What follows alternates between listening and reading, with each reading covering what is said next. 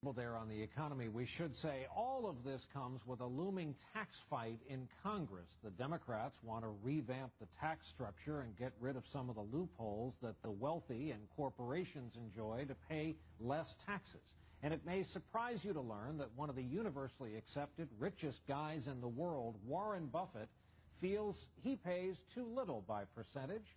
This interesting campaign of his was unveiled in a recent conversation with Tom Brokaw, who is here with us in the studio with more on this. This is fascinating. Brian, it is well known that Warren Buffett is a contrary billionaire. Unlike most of his fellow billionaires, he believes that they should be paying a higher tax rate. And to prove his point, he decided to compare what he pays as a tax rate with what the people who work for him pay.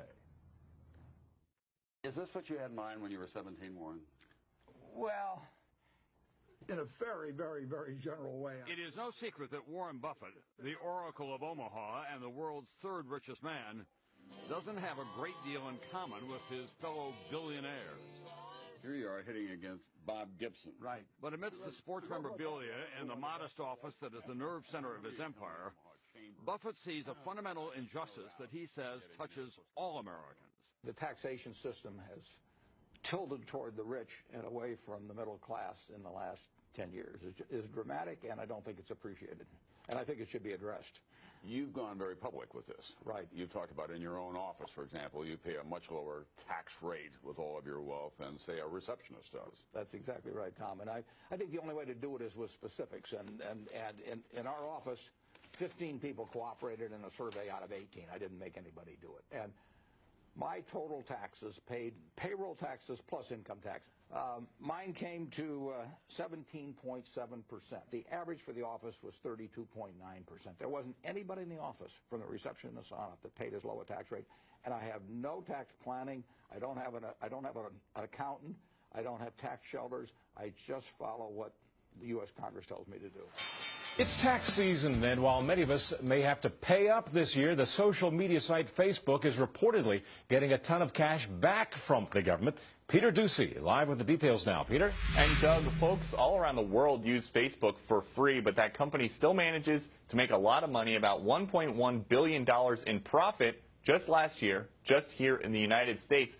And they didn't pay any federal income tax or state income tax in 2012. In fact, they'll get a refund of $429 million because of one tax deduction for executive stock options. The Paul Ryan Republican budget includes $40 billion in taxpayer subsidies for the oil industry. ExxonMobil today announced that its profits this past quarter were the second highest profits ever recorded for any company in any industry ever in the history of the world. They were first, too. Now they've come in second.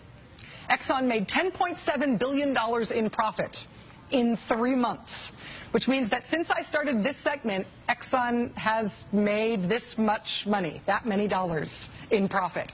$1,400 a second, $83,000 a minute, $5 million an hour. They make $5 million an hour, 24 hours a day, just in profit. They make in profit $119 million a day in profit every day, including Sundays. Plus, they also make some of your money, too, on top of that, as a taxpayer subsidy, just in case.